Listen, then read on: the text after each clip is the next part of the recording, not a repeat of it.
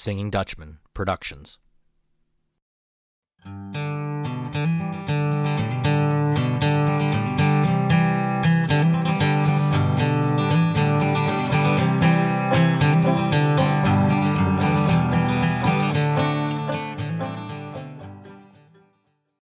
Hello and welcome to Doug's Front Porch, a podcast where I get to sit down with friends, old and new, and have honest conversations.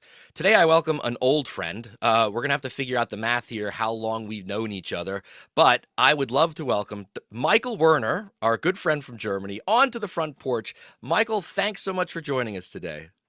Wonderful to be here. Do you know how long do we know each other? Jeez. I checked it a couple of weeks ago. I guess we first met in 2005 or 7. So you were 20 or 22. That feels like a lifetime ago. Yeah. Well, Michael, I start every conversation the same way. Could you please tell the audience where you grew up and a little bit about your childhood? What kind of things were you interested in? Did you have brothers and sisters? That type of stuff. I was born in 1965 in Frankenthal in the Palatinate, but my family mainly comes from a small village which is called Ebertsheim. This is more in the center of the Palatinate. And Frankenthal is a very interesting city because of all the more than 1,000 Palatine village dialects that we have, the area around Frankenthal is the area where the dialects resemble mostly Pennsylvania German dialect, and this is amazing. So I had about 80% of the words when I grew up, and this is really fascinating because it wasn't very hard for me to learn Pennsylvania Dutch. I only had to add some English words, to use some Swiss words that we didn't have in the Palatinate, and that's it. I have a brother who is a teacher now in the Palatinate. My father used to be a teacher, so we are a family of teachers. I'm the only one who's not into teaching. I'm a manager of a publishing house today, but we publish completely different stuff. This has nothing to do with Pennsylvania Dutch. And we used to visit my grandmother in the village in Ebertsheim. So I'm a city kid, but we used to drive there. It was a 20-mile drive to the village where she lived. And we spent the weekend there, the Saturday or the Sunday. And this is where I got into contact with the dialect of Ebertsheim and the dialect of my grandmother, who was born in 1906 and lived until she was 92 or 93.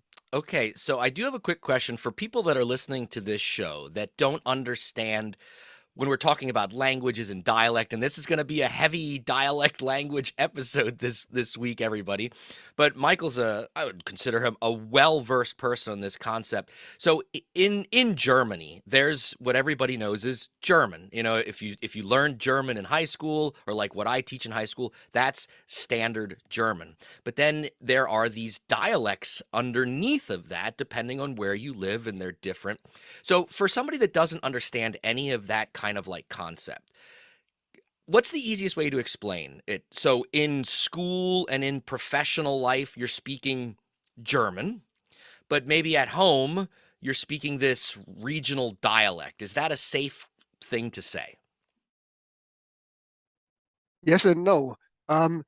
First of all, the dialects are more than 1,000 years old. Let's say maybe 1,200, 1,300 years, when the German tribes settled after the big migration wave, after the fall of the Roman Empire. All the German tribes were moving around and finding new places. And so the Romans left around 400 after Christ, and the German tribes settled the areas in around 750 again. So they came to a stop and said, well, that's our new place. And the languages or dialects that they spoke were called Old High German. but this was not a dialect that was unified in some way. So we had Northern German dialects, Middle German dialects, Southern German dialects, and every village developed its own version of a dialect. So in the Palatinate, we can pretty much say where a person comes from. We can say, well, you must come 20 miles south of here, or maybe 50 miles west of here, maybe the city or village of, and we are mostly correct because we know the dialects of the area, and the dialects developed further within the next 1,000 or 1,200 years, and Germany was unified in 1871 for the first time, and just 100 years earlier, the scholars and authors like Goethe and Schiller and others, they tried to unify the language also by writing High German literature. Some say that Luther had an impact on this development, but scholars nowadays say that was not that much the case. So it was more the developments of the 18th century, the German scholars who really tried to develop a High German language. And yeah, and this is what is required in our jobs, to speak High German. And at home in the villages, we usually speak the dialects of the hometowns. But as you know, after Germany had lost 2 world wars, we had big migration waves. People fleeing from Eastern Europe, formerly German areas, back to Germany, resettled there. They brought their dialects, and then we got the Italians, the Turks, people from Syria and Afghanistan nowadays. And so we don't have that homogeneous community anymore. It's like more like in Reading, let's say, or Lancaster, yeah. And so the dialects are, of course, under pressure. The people who were raised in the village and still live in the village and have worked in the village, the locals, they still speak the dialect. But I have moved 40 miles north and resettled in Mainz, which is the capital of the state of Rhineland-Pfalz, one of 16 federal states of Germany. And the dialect is similar, but a bit different. And what is special about my new area is that it's a Catholic area, which is very, how can I say that? New to me. As a Palatine living in the northern part of the Palatinate, all the neighborhoods and villages and cities were mainly Protestant. Yeah. Yeah. Okay, so let's rewind a little bit. You talked about growing up, and you visited your grandmother. I'm sure that made a big impression on you as a kid, hearing this dialect that she spoke. But you eventually, She was a farmer. oh, Yeah. she was a farmer. Okay, so Mhm. that old village life, like we Yeah. were talking about. So eventually, you made the decision to go on to college. What did you study when you went to university? Well, I studied German language and literature, and then social linguistics, general linguistics. I had to analyze different kinds of language and dialects, finding similarities and dissimilarities. And what do you call it? Sociology also, yeah.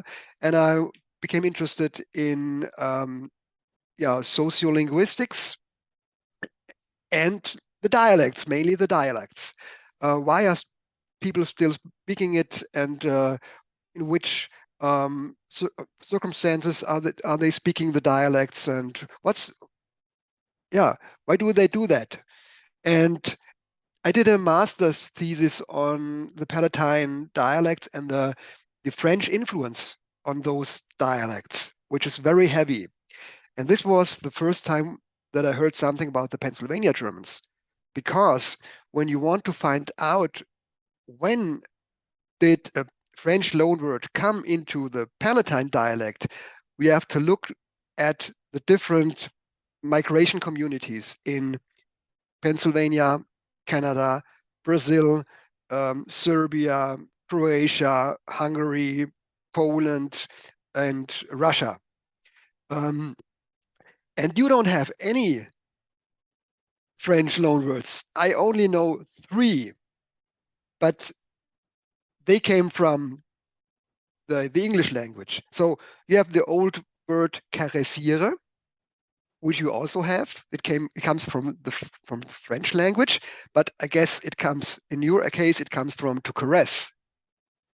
So you got it from the French loanword got into English and from then into Pennsylvania German. Yeah, and it's the same with plaisierlich. It isn't plaisir, which is A pleasure. it's Yeah. a pleasure. Yeah. Yeah, it's the same. Yeah, we got it directly from France. You got it from the English. So, what about languages interested you so much to decide this is something that I want to study? Where do you think that came from, that interest? I think that my grandmother started that because she had a different accent in their local Palatine dialect, and she used different words. A lot of those old French loanwords, of course. Chasse-moi Molly, Lapinja aus dem Jardin. Would you please chase the rabbits out of the garden? Three loanwords in one sentence. Yeah. And this started my interest. Okay. And then you already mentioned that while you were doing your research for your master's thesis, you first discovered or uncovered that there was this group of people across the ocean in Pennsylvania that were speaking this old language. What was that what was your initial reaction when you came across my group of people, the Pennsylvania Dutch? Was it like, this is unbelievable, or I really want to go meet these people and interact with them? What was your initial reaction? The first text that I read was written not in the Buffington Barber orthography, but it was based on an English system. It was backe backe kuche, but it was so hard to read. And I said, how can they spell a well-known verse or rhyme like that? And this I found that very funny.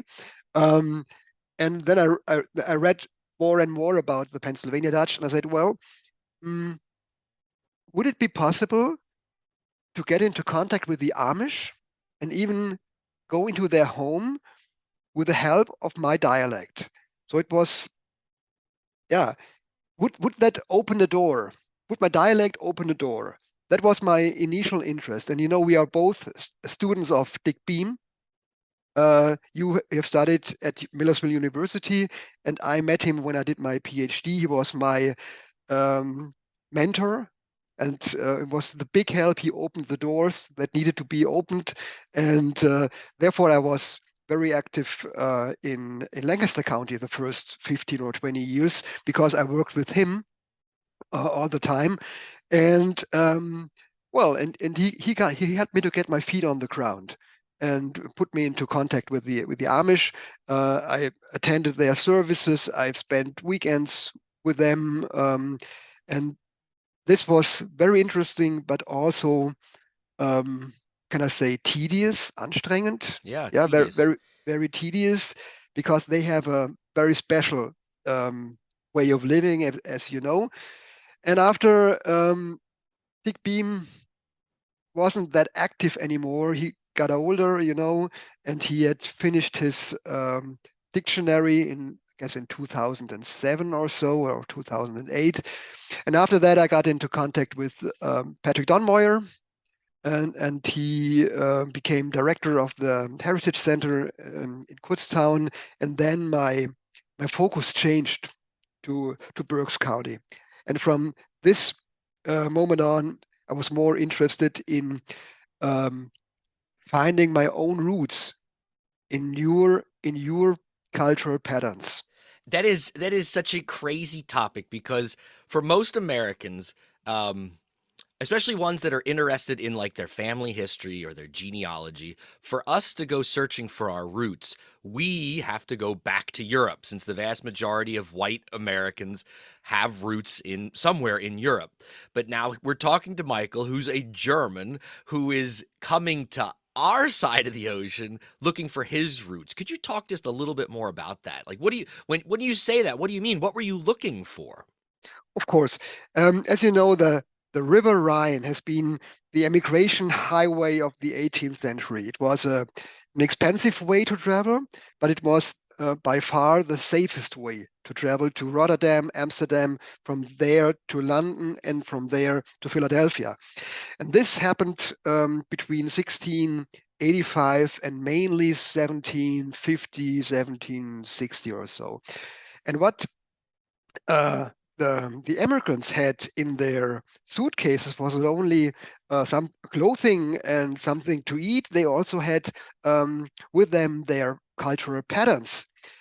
And when they resettled in the area of Philadelphia, Berks County, they practiced those old customs, those cultural patterns, and you kept it over 250 and 300 years. And as I mentioned, we have had so many wars in Europe since 1750. We had Napoleon coming in. We had the French-German War, the First World War, the Second World War. And what happened was that people dropped cultural patterns after a war was won or lost and looked into the future and not backwards. And therefore, we lost most of our identity. And when I come to Pennsylvania, it's like coming into a museum, because there I can look through, what do you call a Schlüsselloch? The keyhole, through the Yeah, like keyhole. yeah, I look like through a keyhole uh, to my own history. It's crazy. And this is really, really crazy, because I can, we have so many things that we cannot explain. We have the Belschnickel, our Palatine St. Nicholas. We have the Albatridge, the snipes. We are going on a snipe hunt. We have the Bucklig Männli, the little Hunchback, yeah. hunchback, yeah, and others, even the Waldmops, the bush mops. We don't have it anymore, but you have it. Have you heard about the bush mops? Well, I have, but our audience probably hasn't. So, what's the easiest definition or quick translation of the bush mops? Well, I read about this cultural patterns first when I read a book written by William Boyce Weaver. He wrote a book on cooking, Pennsylvania Dutch cooking, and he was writing about antler cookings, no, antler cookies that were brought into the forest as a sacrifice for the bush mops on Groundhog Day, February the 2nd.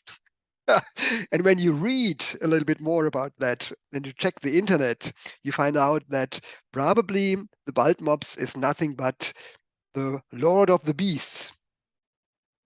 And this was a kind of god in the hunting and gathering communities 10,000 years back. And the antler cookies are given to the wild mops to make sure you have good luck when you hunt. You give something to the wild mops, and you get something back. Yeah. Good luck when you hunt. Yeah, and most Americans have no idea that and we might not be the only cultural group in the United States that have brought these traditions and so forth when we immigrated. But what I try to tell people too, and you said it so perfectly, is that when our immigrants came 300 years ago, we brought everything. We brought our way of life, and there was no outside influence on us to stop practicing those traditions. Whereas Michael said, as you said, in Germany, that was a totally different story with all the wars and upheaval, and this king is now the king and he says do this, and then there's religious wars, and just things are constantly changing. But for the Pennsylvania Dutch, we're doing things that there was never any influences to stop doing it. And it really is like a time capsule, so to speak. And in fact, I've learned growing up, as lucky as I did having as much Pennsylvania Dutch influence growing up that I did, there's still things that I'm learning about some of these cultural traditions that maybe my family didn't practice, like this idea of antler cookies and the Waldmops. I didn't grow up with that. I mean, my parents and my grandparents never talked about that. But then you start reading things, and there were Pennsylvania Dutch people that did this. They would leave crumbs in the corners of their gardens to keep away or to bless the, to help bless the plants for the year so there'd be a good harvest. And as you said, Michael, these are traditions that probably date back to the hunter gatherer and thousands and thousands of years ago, that these practices, well, Groundhog Day, I mean, that, using an animal to predict the weather, that's such an old concept, right? Well, this is funny. My grandmother always said, wann der Dachs sein Schatten sehnt, bleibt der Winter noch 6 Wochen. Yeah, if the badger sees his shadow, winter stays another 6 weeks. That made sense in the Rhine Valley, but it doesn't make any sense in Pennsylvania. But yet we do it, right? Yeah. We replaced. There were no badgers in Pennsylvania, so we replaced them with the groundhog. But the tradition we kept, right? And Well, like you said, yeah, the farmer knew this was going to happen. If February 2nd was sunny, well, this high pressure area was about to stay for another 4 or 6 weeks. Yeah, that made perfectly sense. So, but you have had a column you've written about the hoop snake recently.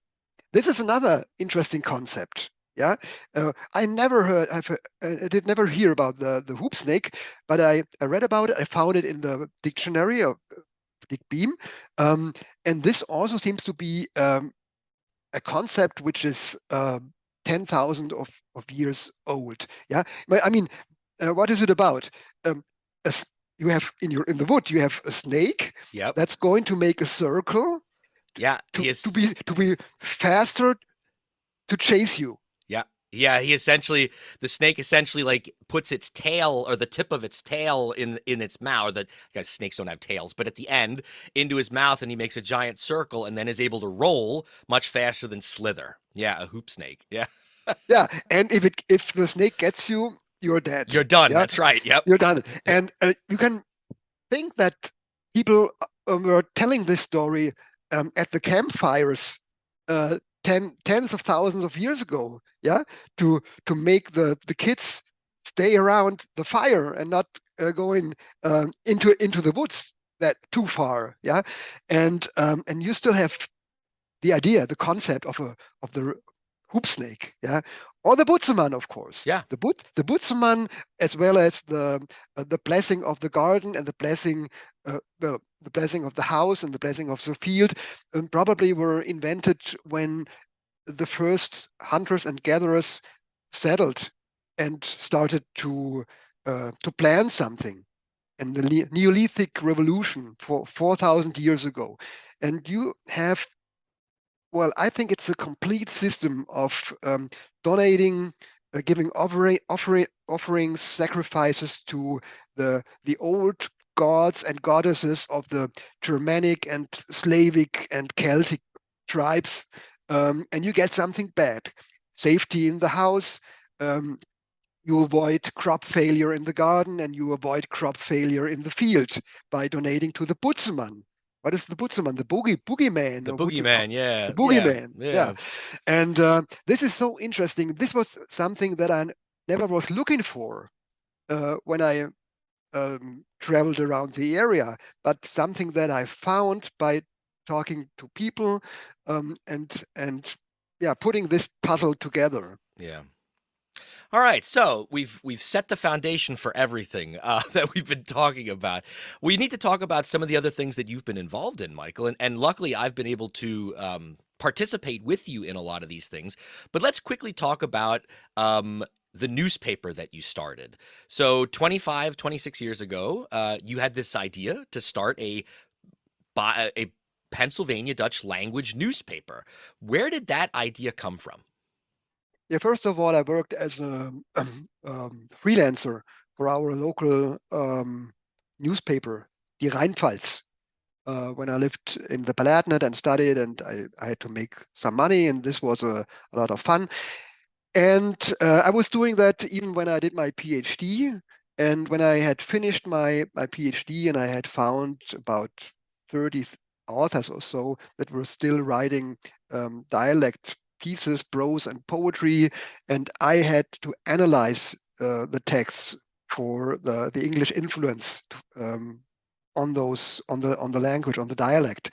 Um, and those authors were complaining that they don't know each about each other. They have no chance to publish anything. You know that the local newspapers were sold to new English owners. They had no interest in the dialect, and they got rid of all that dialect stuff. And I said, well, uh, I can try to start a newsletter and copy it and send it to the people in the Palatinate and in Pennsylvania. And this started with 100 copies per issue. Then it was printed 1,000 copies per issue. And I did it in Germany. I lived in Ebertsheim. My grandmother had left the house, the farmhouse, and moved to my auntie because she got too old. And I started a family, and we moved in. And so Hiwwe Driwwe was actually started in Ebertsheim. In the house where my grandmother used to live, and this is a house where I spent a lot of time in my childhood. And I've done that for 18 years alone. And then finally I found somebody in Pennsylvania who was interested in joining me or the activity, and that was Patrick Dunmoyer and the Heritage Center. And so we are doing that together now, and the editing and layout process has now, well, been given to him. So he and his colleagues are doing the editing process and the printing process, and I'm very thankful for that. And we just celebrated our 25th anniversary, 50 issues, and I guess we have sent more than 100,000 copies to people mainly in Pennsylvania Yeah, over the years. And over the starting, years. yeah, and what you probably never would have imagined, I'm sure, is that starting this newspaper would create so many friendships and communities for you in your journey. And also, it would be the inspiration for a movie, for a documentary, and eventually a book as well. So let's talk real quickly a little bit about that. As most of my audience knows, I was part of a German documentary, Hiwwe Driwwe, taken from the same name as the newspaper we were just talking about, that tells the story of the Pennsylvania Dutch and our culture and our language. When the filmmakers first reached out to you, Michael, what was your initial reaction? Were you thinking, hey, these guys, this is a good idea? Or were you skeptical at all? No, I thought that would be a good idea to do something like that. This is something that I never could have done because I'm not a filmmaker, and I always try um, to get people involved, especially younger people. And you know that the filmmakers Christian and Benny are about 15 or 20 years younger than I am, and I thought that is a wonderful idea to do that. And they asked me, "Do you know anybody who would be able to to be the main character?" And I said, well, I know a person. I have to ask him. And then I guess I wrote a mail to you, I guess. Um, and I'm very happy that I could. It was a match, I guess. Yeah, it was a match. That's one way of putting it. So Yeah. we made this film, and then the film got shown in Germany and here in the United States. From your perspective, Michael, as a German living in that region of Germany, were you surprised at how much the Germans liked the film? To be honest, yes. I never would have imagined to see um, so many people coming to the cinemas and watch the movie. But there is something that, well, it's something that you have done, yeah, with your approach, the way you were talking, and by telling your story, um, you reached out to the hearts of the Palatines. in some way. I don't know how to say that better, um, but yeah, I always wanted to build a bridge between the Palatinate and Pennsylvania, a transatlantic bridge, and bring us together. Let's speak together in the same dialect, and that's what happened in this movie. Yeah, and And I it's led to more things too. And I want to come back to this bridge concept because I think it's so important. But you, after the success of the film, you then decided to write a book also to kind of like accompany the film. How would you describe your book to somebody that is thinking about buying it or doesn't know what it's about? well, it's a TripAdvisor. I tell the people in the Palatinate, you should visit Pennsylvania because you can learn so much about yourself. And as far as I know, Kutztown Folk Festival has had more attendees, visitors from Germany, from the Palatinate this year. I was there last year and I met at least four or five. They had the book with them. So we're doing destination promotion for Pennsylvania without being paid. Yeah, Michael does. Listen, he knows. I've said this to him before, but I want the audience to hear this. Michael Werner, sitting in his house in Germany, does more to promote tourism to southeastern Pennsylvania than the Commonwealth of Pennsylvania does. So I need to thank him for doing that. But I know that through the book, you've been doing public readings and events to promote the book, but also to get this story out. When you go to these events and talk to these Germans, what is their usual reaction after hearing some of this stuff for the first time? um, how close we still are after a separation of 300 years. So I'm telling the story of the Butzemann, the Elbetridge, the Belschnickel, the different cultural patterns. I read Pennsylvania German poetry. I tell Groundhog Lodge stories. I sing with the guitar. I sing the old songs, but I also translate new songs into the dialect. You know some of them because they know certain songs that have been very popular in our area 20 or 30 years ago. Yeah, the Bellamy Brothers, for example. Um, let your love flow, yeah, and something like that. And I'm going to translate those texts into the dialect because people know the music, they know the text, the English text, and now they hear the same music with in the Pennsylvania German dialect, and this starts something in their hearts also. Um, and this year I'm doing, I guess, 20 or 24 presentations. So It's um, popular. I mean, you're posting all the time on social media. I'm at this event promoting the book and playing music, and I love seeing that there is still that interest there among these Germans. And what totally blows me away from my side of the story is that, um, you know, to have these people that live thousands of miles away that are totally interested and some of them fully invested in my culture, in my history, in my language.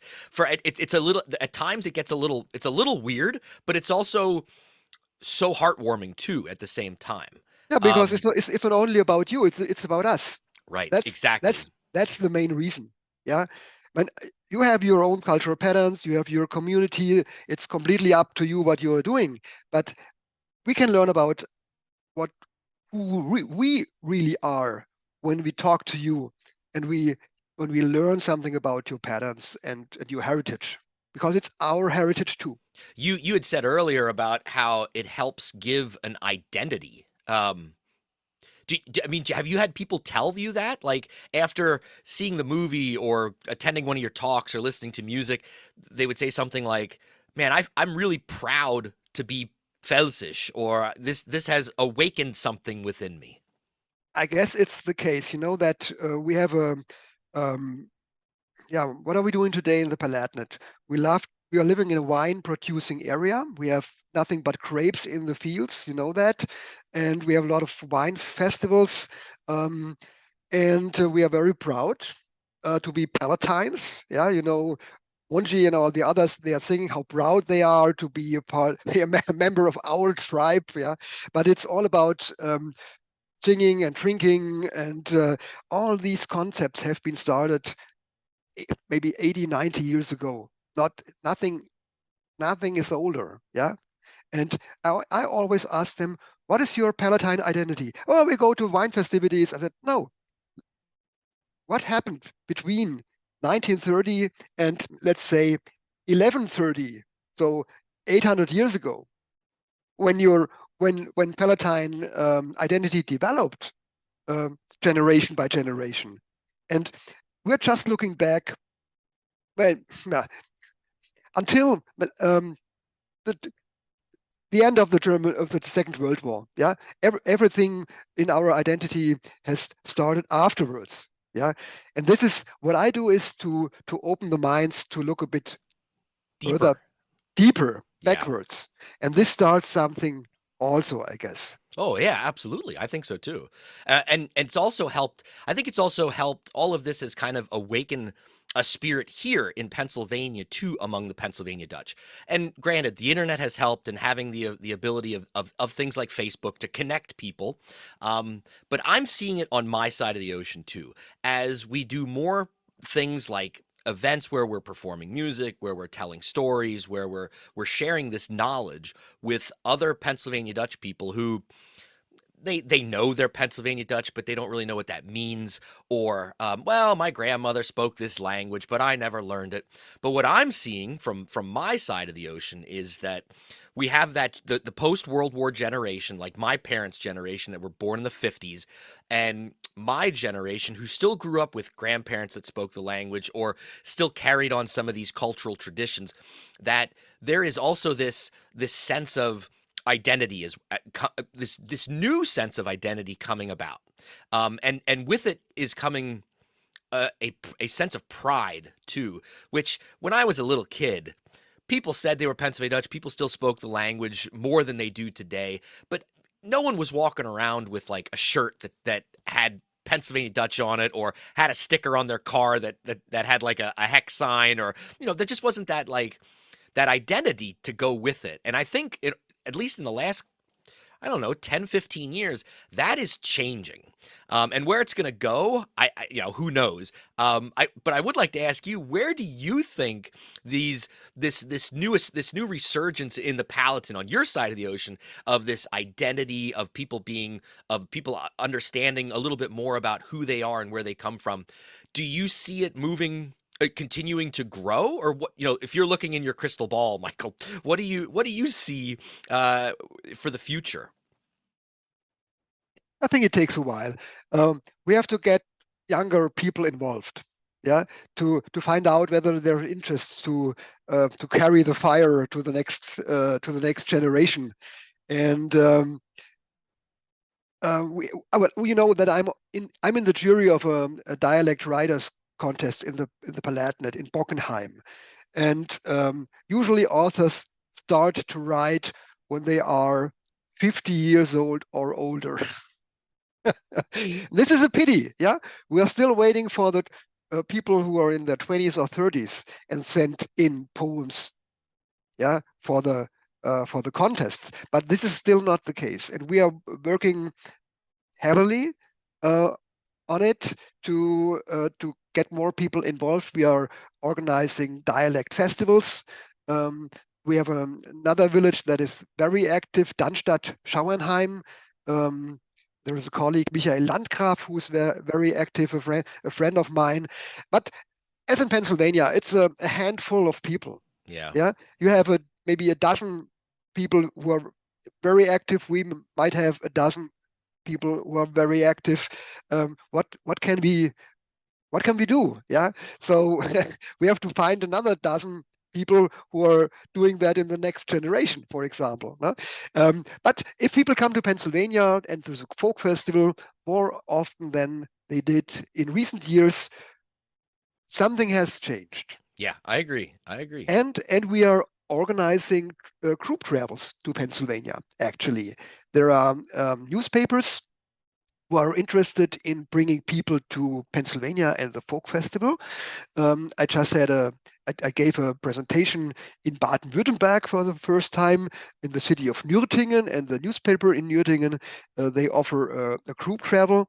And I know of at least 2 or 3 other newspapers who want to do something like that in the near future. And we're working together with Margot DeRucci Oh yeah. in at the Berks Yeah, travel tourism. Yeah, right. tourism promotion bureau. So we doen wat we kennen. We do what we can. Yeah, and one of my goals too is to reverse that and bring groups of Pennsylvanians to the Palatinate. And that talks, you had mentioned earlier about how this is building bridges between our countries and our cultures. And I think that's the number one thing that has come out of this new resurgence in the movie and the newspaper and your book and the work that both of us are doing, is that there are bridges now that are built that weren't there before.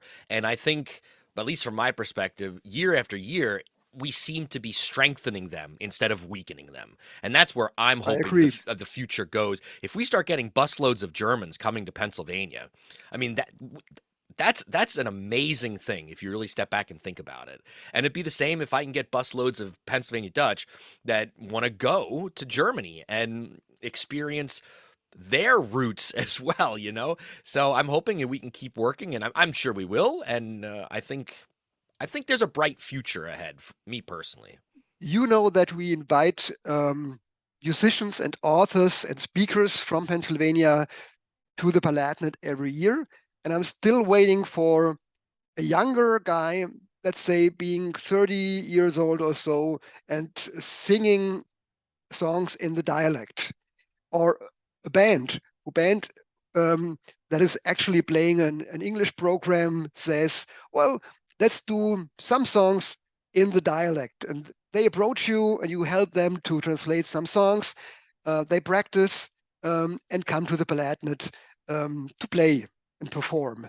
This is something that I would like to see, or that we have an international Palatine, Pennsylvania German band that we play together. That'd be Yeah, fun. Yeah. that would really be fun. Yeah, and do performances in Pennsylvania and the Palatinate. Musicians like, let's say, Dave Klein, Sure. Mike and Linda Herzog, you, some Palatine musicians, and let's do something like that. That would be the next step. Our list keeps growing of things we would Yeah, love to see happen, right? And that's good. It's good to have a list and to think about those things. And I bucket definitely, list. yeah, right? Our bucket list. Well, Michael, this has been fascinating, and hopefully the audience got something out of our little conversation. But I end every episode with having my guest answer 10 quick questions that have nothing to do with anything we talked about, but just to kind of get to know you a little bit better. Are you ready for your 10 questions, Michael? Yeah, please All right. slowly. You got it. All right, question number 1. What is your morning drink of choice? Coffee And how do you take your coffee? with milk. And I know, I've talked about this before with people, but the Germans are coffee drinkers for sure. How many cups of coffee do you think you drink a day? I would say 3 or 4. Okay, all right. All right, number 2. This might be a tough question for you, given your background. Who is a go-to musical artist or group for you? A musical. Musical group. So band, singer, who's a go-to for A you? music. Okay. Um, well, this is really hard. I like Led Zeppelin very much. Okay, yeah, that's a great answer. Yeah, Yeah. and actually, well, we have Spotify, and on Spotify I hear Tim O'Brien and the Lonely River Band. Yeah, they're good too. Yeah, yeah, Yeah, yeah. Okay. This is Led Zeppelin. Good choice. All right, number 3. What movie can you watch over and over again and it never gets old? Hiwwe Driwwe, of course. Oh, what a great answer. I love it. I completely agree with that answer. All right, number 4. And I know your job. So the question is, what is the last thing that you read? And you read a lot for your job and also for the stuff that you do, but what's the last thing that you read? Well, actually, I read a book about Russian identity. Oh, okay. It's written by a German journalist who lived in Russia for a couple of years, and he is explaining why the Russians are how they are, and why they are still backing Putin's war. Okay. I bet that'd be an interesting read. Yeah. Okay. Number 5. What is your favorite pizza topping?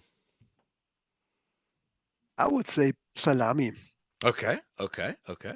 Number 6. Laying on the beach or going for a hike? Definitely going on a hike. Do you like the beach at all, Michael? Well, my father used to be a teacher, and we had 6 weeks of vacation every summer. Yeah, they had 3 months in a year, which is a lot. Yeah. Yeah, we have 30 days, which make 6 weeks, but my father had 12 weeks where he didn't have to work. So, and we were spending our vacation always on the beach. In Italy, in Spain, Yugoslavia, in Bulgaria, and I'm done with that. Sounds good. Yeah, All right. Number 7. You have invited me over for dinner. What are you making? pig stomach, Okay. Pig stomach. I'll be there. Palatine style, of course. Oh, it's delicious. Both styles are delicious. Pennsylvania and Palatinate version. And what are we drinking with the pig stomach? What are you going to serve? Not wine, definitely beer. Okay, sounds good. Sounds good. Number 8. You've done a lot of traveling, as like most Germans. But what is a dream vacation destination for you? Well, I would still like to travel to southern Brazil because we have 3 or 4 million Brazil Germans coming from our area, and I've never been there. Um, they still speak a dialect, which is very similar to Pennsylvania German or our Palatine dialects.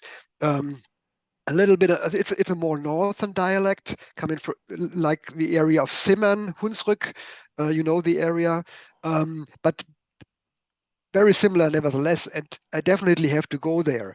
And this would be worth for you also Yeah. because the cities of Blumenau and the area, we can learn a lot about our identity by traveling there. Maybe we should go there together Yeah, hey, sometimes. I'm game. I, Yeah. I had just learned about the Brazilian Germans not that long Mhm. ago, and I had no idea.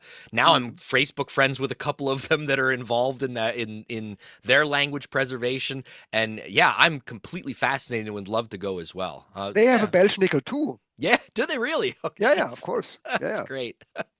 He goes on. The Belschnickel gets everywhere, Michael. He yeah. gets everywhere. All right, number 9. What is something that you're afraid of? Maybe not having not enough time to do all the things I Uh, want to do. Yeah, how about it? How about it?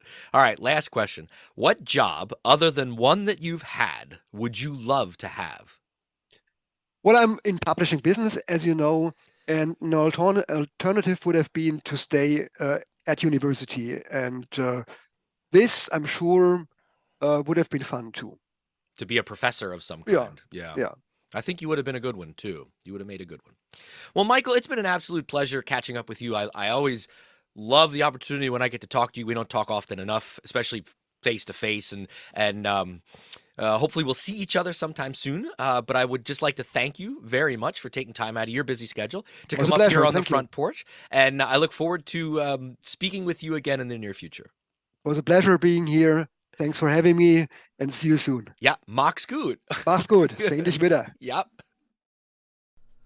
Thank you for listening to Doug's Front Porch, a conversational podcast with your host, Doug Maidenford. If you enjoyed this episode, I'd love for you to subscribe, rate, and give a review on iTunes, Spotify, or wherever you get your podcasts from. 5 stars only, please. Follow along on Facebook, Twitter, and Instagram. Just look for Doug's Front Porch. Also, please feel free to tell all of your friends about the show, and I'll see you all next time on my front porch.